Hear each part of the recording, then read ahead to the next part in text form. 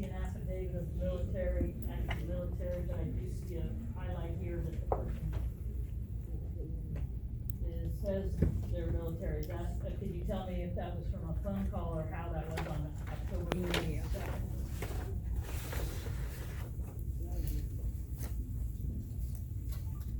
It was a web request.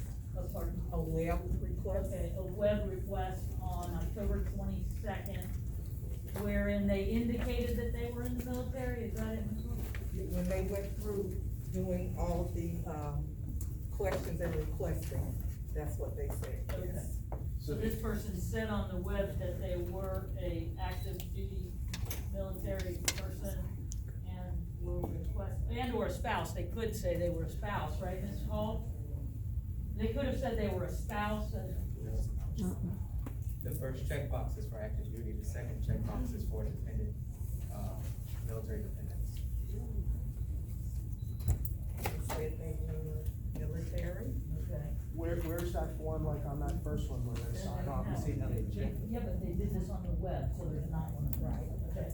And if they do something at motor vehicle, we wouldn't have any. So here they did it on the web. Okay, so they indicated, and that's where you're getting the information based on their information on the web. This ballot was, signed by the voter on October 29th, and it shows here received on November 3rd at 2:57 p.m. If I may, Your Honor, Yes. if we know that Rule 1S 2.030 subsection 4 says that an overseas voter can send their ballot back by mail, by fax, in person, or through someone else, that would mean that the indicia on the ballot of where it came from is irrelevant. It also means we do not know, we cannot answer affirmatively or not, whether that voter on election day was overseas or not. What this board is doing in considering we do not know is disqualifying those. Okay, first of all, we're not operating as a court. We're operating as a canvassing board, and we are duty bound to follow the statutes and rules, and we are doing that. Yes. And we are doing it with legal advice, and in this particular case, this particular ballot, somebody on the web indicated they were in the military. This ballot was received after election day. So the question first off for the canvassing board is whether or not this particular voter is entitled to the additional 10 days.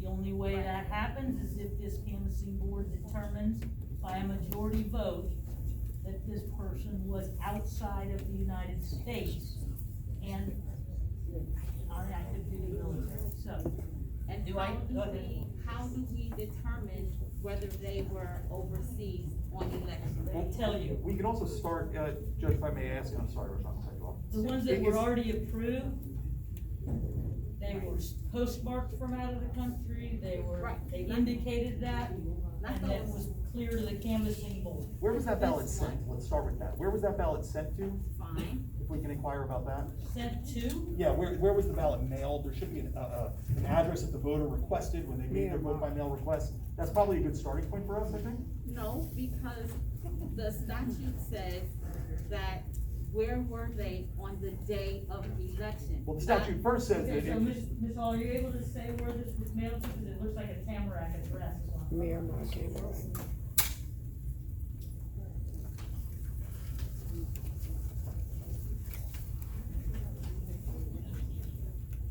7213. Tamarack, and that's key because the administrative rule states that if you're making a vote by mail request and you're seeking the benefit of the 10-day extension, the first step is to provide either an out-of-county address or an overseas address. So the first step in the canvassing board to determine whether or not this voter is overseas is to look at where was the address they provided. Here you have a domestic inside Broward County address with zero evidence of the voter being overseas. That ballot is not entitled to the 10 days. I actually agree with that argument. The first one had the Maryland address too, which for me was the indication. So that was mailed to Tamarack, there's no affidavit signed, even of active duty military like that one. So, I mean, that's the difference that Do I I. hear a motion on this one? But if you consider that you make a request maybe 2-3 months prior to the election, and the supervisor mails out that ballot 45 days before the This election, was a request on October 22nd. October 22nd, and it was sent back November 2nd. November November. the 3rd. So we still don't know where this, does your honor, That's the correct conclusion, we still don't know. exactly, and so we're erring on the side of excluding these ballots when we don't know. And I don't think that's what's right. The fact that we're talking about less than 2 weeks adds to the fact that it's unlikely that they swing far. Do I Here hear, to Dubai is 13 hours. do I hear a motion on this ballot? Move to reject it. It's not an overseas ballot. Since it didn't have the Maryland address and it didn't have any, I'll second that. All those in favor say aye. Aye. That is unanimous vote, vote by the canvassing board that that ballot should be rejected, non-overseas ballot. Judge will also, be launching a protest for this ballot as well. Okay, we're gonna keep these separate, the ones that you all are protesting, okay? Okay, in this next case, we do have a local address in Sunrise as well as an address in Brooklyn, New York, and Davie. The person has checked that they are, an active duty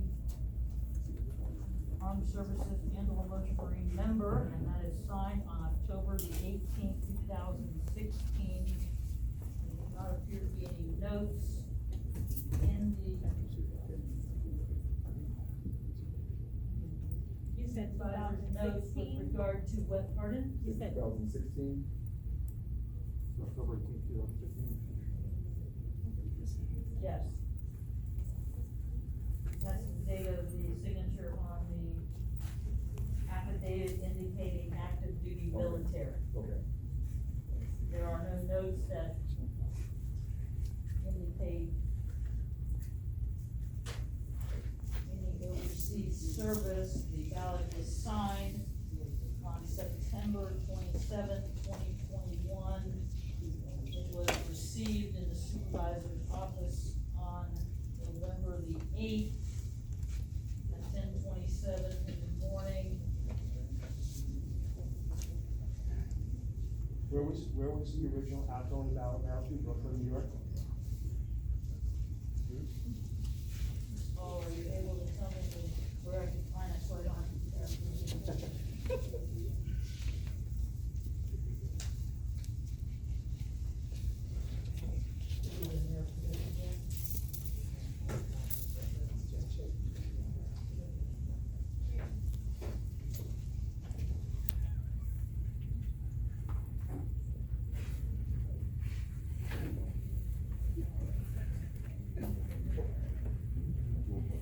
If I may, while she's waiting, if we use the argument for the previous ballot, this is September 27th to November 8th. Were those the dates you said? It was signed on September 27th and received by the supervisor November 8th. I don't have it in front of me right now. Yeah. So that's like, that's a 3-month difference. So maybe in that instance, because of those dates, we can assume they were overseas. Because last time it was October 29th and November 3rd. I think it was October 22nd, actually. And November 3rd. And just, the board determined that was too fast, that the voter could not have been I don't know if overseas. the board determined that, that was a comment from one of the board members, but. No, I don't know how long it takes to go overseas. So, just from the dates, because the address where they received their ballot, I don't think that determines where they were on election day. So what does? That's the question, and that's where I said, we do not know, and we're. But we have to know. In order to give them the 10 days, we have to determine that they are an overseas voter. Exactly. We have to. Exactly, and the last two voters, and possibly this one, we do, And as we have Mr. no. Scott said, possibly every ballot that was received late could have been somewhere else, but that's not the rule. The rule says we have to determine, the canvassing board must determine that they qualify as an overseas voter. Which means on the day of election, they were out of the country, they were overseas. And we have no evidence that voter isn't here, no one's asked them, no one's telling them, we do not know. Let me say this, so this doesn't only apply to military, by the way. Right. You can be a civilian and be Yes. overseas. Yes, So we actually have hundreds of late ballots back there that, by that argument, we should go ahead and open up, because hell, they could have been overseas. no, I'm saying, if we don't know, why are we disenfranchising them? If we don't know, why are we excluding But them? the question being is then what's gonna be the next step? If I go and open up all those hundreds of ballots that we have that came in late, and I say, hey, I don't know if these came in late. If I say that, if I say I don't know why these came in late, maybe all of these people are overseas. So let's count all of these ballots. Did they request that you How have is a that ballot? gonna end for us here in Broward County? Did those other people request that you have a ballot? Well, that's, I mean, No, they didn't. So the yeah, only but the people that thing we're is, it's not talking just about a are people military requesting thing. you These have a people are ballot. military, but they're not necessarily overseas. How do we know? Okay, so just let me get the record clear on this particular one. It looks like the vote by mail address, though the person lists a local Sunrise address, it looks like this ballot was mailed to an address in Puerto Rico. Do they sign the affidavit on there that they're active duty military? There is a signature from 2016 saying that they are an active member of the military.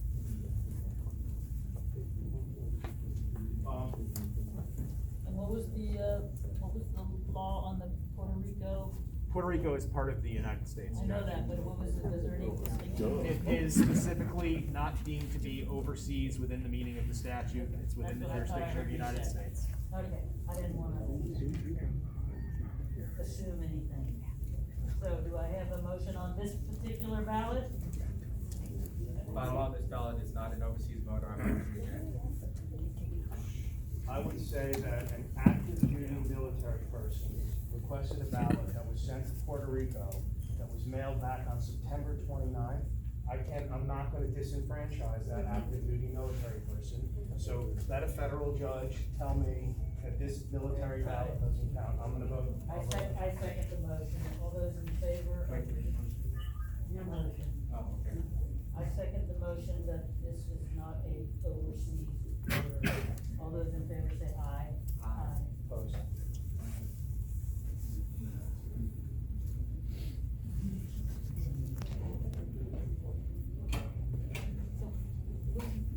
Mr. Scott, we also, launched a protest with that one as well. Yeah, it'll be separate. All of these will be, indicated here. Separate. Okay, this is a affidavit of active duty military on October 9th, 2012. There is a request for a ballot on September 22nd, 2021.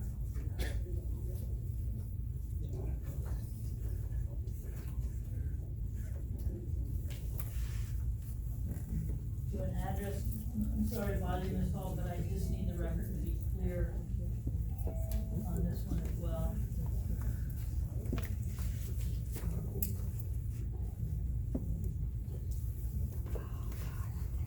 It looks like was this a request to be mailed to a Chula Vista address? Okay, so on September 22nd, 2021, there was a request from this voter to mail an absentee vote by mail ballot to an address in Chula Vista, California. And this ballot was returned to the Supervisor of Elections, signed by the voter on October 21st, 2021, received in the supervisor's office on November the 10th. This is another one where it's a signed affidavit by an active duty military member ballot was mailed to California, it was signed timely by the military member, and it was sent back. I make a motion to approve that as a ballot. The ballot overseas. I hope you all challenge these, and I hope a federal judge, says that they are valid. I hope that happens, but the statute that we're looking at, there is no evidence that this is an overseas voter, so I move that it be rejected. I'm sorry, Madam Chair, Your Honor. No problem.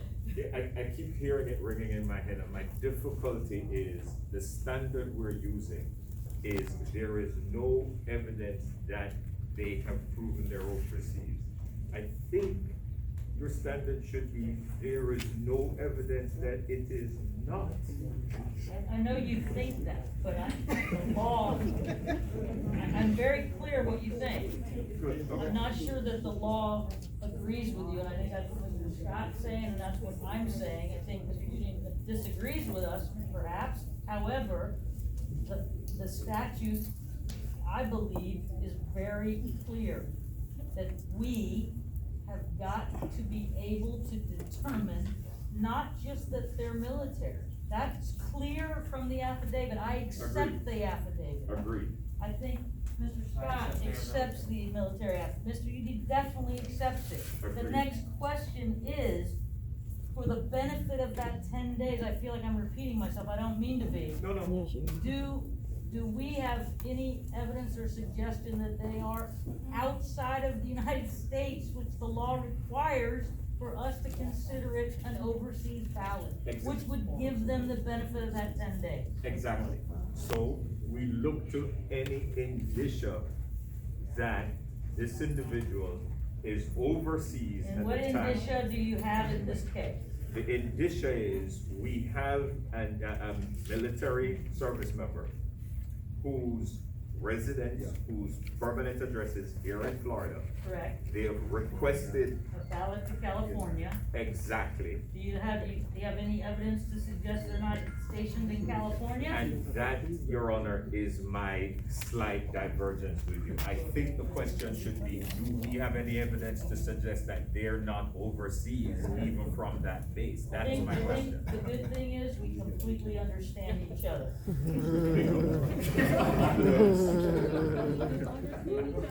Pardon me? We do understand each other. Can we hear the statute that's being used? I'm all about statutes, if you've heard this morning's issues. So can I, cause I have the statutes here, and I just wanna read what statute we're using to say the canvassing board has to presume the person No, I is- didn't say presume. It said the canvassing board must determine that the person is an overseas voter, thus entitled to the 10 days. That's what's clear from the statute and the rules. And I think, Am I wrong or correct? No, Judge, you're absolutely correct. The statutes are absolutely clear. It is only an overseas voter that is entitled to the 10-day if I might, Ms. Banks, is entitled to the 10-day extension beyond election day for their ballot that was timely mailed to be received. It is up to the canvassing board to determine whether or not the voter is an overseas voter as the gating issue before any presumption will then apply. and that statute comes from 101.6952 subsection 5. He is absolutely right. They have to get the 10 days, they have to be overseas. But when you read that statute, and I can give it to you, I've read it. it doesn't say anything about assumptions, presumptions, evidence, it's silent. And so that's where I agree with my colleague, Mr. Vaughn. Why are we phrasing it, what proof is this member not overseas? That's not what we're saying. We're saying, can we determine from this what we have? Can we determine Right. that this person is entitled to 10 days because they qualify as an overseas voter? And we're not able to do that successfully. And the statute requires that we do. Right. And Judge, if I might, and again, not intending to get into argument with counsel for any of the parties, but again, the legal guidance being that if one were to apply the standard that appears to have been being argued at this point, and to Mr. Scott's earlier point, that we should presume that every vote that comes in after Election Day is from somebody that was on a cruise in the middle of the Atlantic, and that's why their vote is not timely received, and therefore they are also entitled to the 10 days, because we don't know. That is not what the statute provides for. There is a standard in the statute. I've provided the. Okay, so we do have someone else who'd like to, Me real quick, just for everybody's clarity here, this UOCAVA statute is not simply for military. It also applies to American citizens who are overseas. So any American citizen who is overseas gets an extra 10 days. Therefore, if we're gonna assume that people are overseas because the ballot came late, that means all late ballots should be assumed to be for people overseas. Because they all qualify for UOCAVA if they are out of the country on election day. They'll not have to If they're file for overseas UOCAVA on election status? day. Isn't it an application for UOCAVA status? It's not just given out like it's candy, right? You have to apply for it. Well, so these people, the people that are military members, because they indicated that they were military, that is what is causing sort of us to give them that UOCAVA status. But if you are a civilian and you are out of the country, you would also get the UOCAVA status if there was any indication that you were overseas. Correct me if So I'm if wrong, we're it's taking an that. application process. No, No, it's not an application process, that's where you're wrong, there's no application process, it's part of the voter registration. the ones that you we said you're approved military. earlier, one of those was not a military, it was a Right. person who was living in Brussels, who asked for a ballot and said, I live out of the country, and I'm out of the country and I wanna vote, and they're entitled to the 10 days. Because we determined, based on what we saw, that they were an overseas voter. But the reference to the people in the back, that however many you have back there, there's no evidence that they were out of the country. Well, but there's no evidence that these are out of the country Person's out of either. the country. There's evidence that this No, but person is out of the I'm country. responding to your point, Yeah. Supervisor, that if we consider these that are military, then I have, however many you said, tons of more back there that came in late, so we should give them all. Those individuals, there's no basis, that they're not military, they're not claiming they've been out of the area. What we're hearing from the public right now is that if a ballot comes in late, that means there's a chance they're overseas. No, that's not true. That's not? You brought that up. So what you're assuming that because they're in the military, they might If be they're in the overseas. military and it's late, then And if they're in the military and it's late, then they might be overseas. And we have no evidence one way or the other. Okay, I'm gonna let someone else have a conversation, please, back here. Thank you, Madam Chair. My name is Connie Moss, and I am gonna speak for the women veterans of the United States. As a young voter, and it was many, many years ago, I was very excited to vote. I was disheartened to know that my APO address did have a United States stateside address, but I was in Croatia, and I was still trying to learn the whole voting thing, on top of the fact that every state has different laws, every state has different time frames, and on top of the fact that the military has so many things to think about, they'll give you information as a young person and you may not take it in, so you do your best. I think you all could do your best by just giving a military person, not anybody else overseas, the benefit, because even though you have a stateside address, you can be hundreds and thousands of miles away. And it is not your fault, you have no control. You have no control about the APO, you have no control about the helicopter schedule to move your mail. You just don't have that control. So if you were to just give the military person with an APO address who requested a ballot for a reason, the benefit of the doubt, because they are out protecting this country, it would do us a great service. Veterans Day was just yesterday. And the fact that you would consider to disenfranchise a military person is very disheartening. Thank you. And Your Honor. Ms. Moss, I appreciate your passion. By the way, Ms. Moss and I, we're both members of the same Veteran of Foreign Wars chapter, and I definitely appreciate your passion. I hear what you're saying, and to me, I couldn't agree with you more. This board is tied by statute. We are, for the record, aware that APO addresses are overseas. We've already approved one as an overseas voter that came from an APO address. So just to respond to what you're saying, we will not disenfranchise any overseas military voters if there is any evidence whatsoever that they're overseas. I just wanted to clarify Wait, one wait, thing. I know it's someone not, I just wanted to clarify a statement. We're not simply saying they're military, they're active duty, and they're late. We're saying they're military, they're active duty or in service. They have indicated an address that is different from their residence, which suggests that they are away, and they have taken advantage of the, late voter option. So I think there is more indicia of them being, as the lady just suggested, more indicia of them being overseas, posted somewhere other than their regular address, and then lack of knowledge as to where they're going to be at the time of election. All right, well, certainly, I just want you to know, Mr. Bond, the one that was with a postmark from somewhere other than, as Mr. Stratton said, we did give that the indicia of the fact that they were overseas, and that it went to a post office box that we knew was associated with an address having to do with the military, and that's the reason that vote was approved by the board. So let me hear from you, sir. Yes, Madam Chair, as I hear this discussion, I'm looking at what you have on the screen, and it says, what is the legal standard when considering a vote? And I bring your attention to the third bullet point. It says, the burden is clearly on the contestor to establish the ballot is regularly cast. You're playing the role of the contestor, because you're calling ballots irregularly cast, which very well, as this lady pointed out, legitimate military service members, they're put in the position as a contestor should be put in. Thank you. All right. Do I hear a motion with regard to this ballot? The one that- Go walk if you wanna see. I don't see you.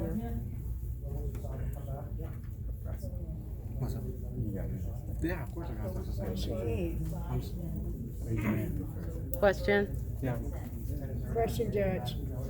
From 2012. Says a Broward County resident with an affidavit of active military service. The ballot was mailed to California, and it was signed, 2 weeks before the election. I vote that that be a valid overseas ballot.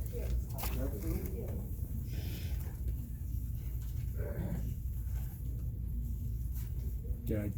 I wish we had more, Walk out there. because it does appear, especially since it was signed on October 21st, it shouldn't have taken that long to reach us.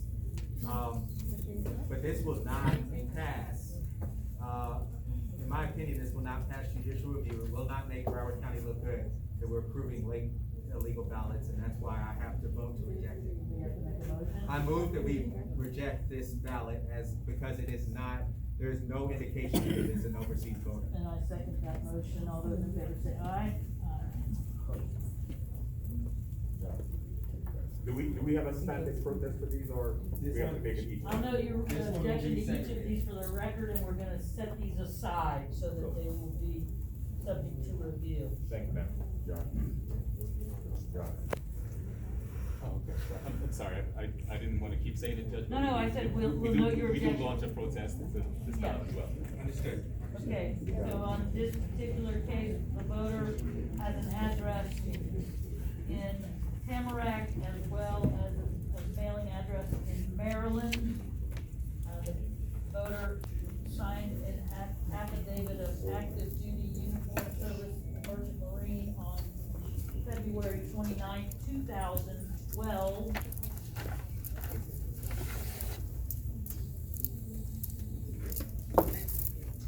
And gave an address to send my voting materials in an address in Georgia back in 2007, which predated the 2012. That's Eastern Europe.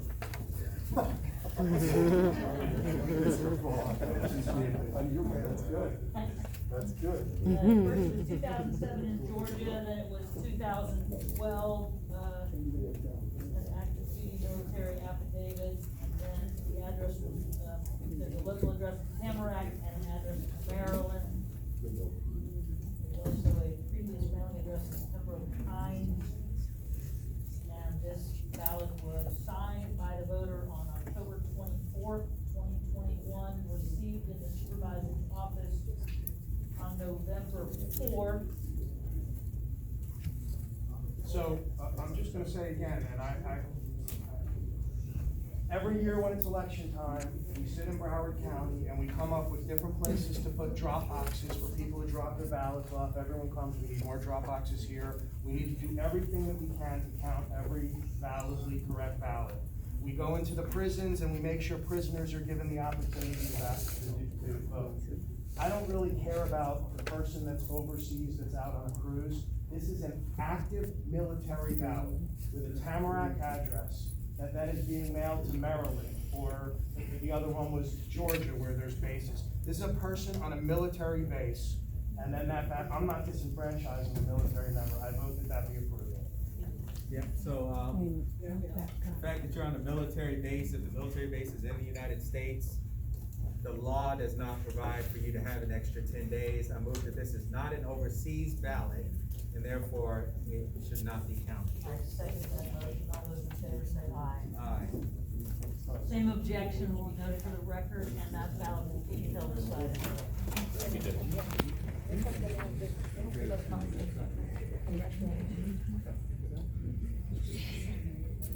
Okay, Paul, could I have a clarification on this one?